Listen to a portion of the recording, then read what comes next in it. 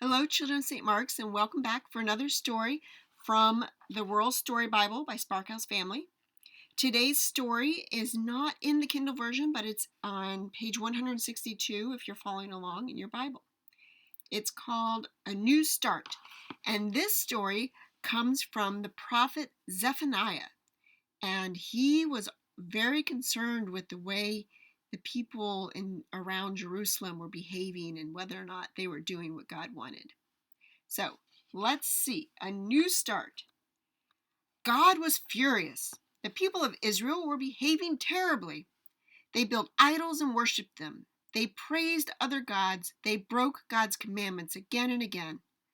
The bright gold temple that King Solomon built was filled with people worshiping other gods.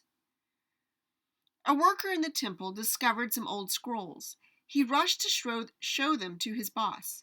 His boss raced to show them to King Josiah. Josiah couldn't believe what he read in them. "We're so far from God," he exclaimed. "We're breaking God's rules. We've got to change." God sent the prophet Zephaniah to tell the people about God's anger and sadness and about God's love. The people would be cleansed and saved. They would be God's people again. Oops.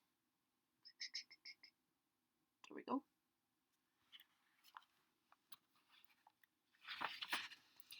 Zephaniah cleared his throat and called out, "Sing praise to God! Shout your thanks! Rejoice in God!" He reminded God's people, "You forgot about God. You built idols and worshipped other gods, not your God. You broke God's commandments, but God has given you a reason to celebrate. God forgives you. God is giving you a second chance." "You turned your back on God," Zephaniah continued. "Now turn back to God. God still loves you. God forgives you. All around the world, people will know you follow God. You are God's people." See Zephaniah telling the people all this good news that even though they broke God's commandments and all the rules God set for them, he still loved them and forgave them, and they had a chance to start over. So, until next time, bye.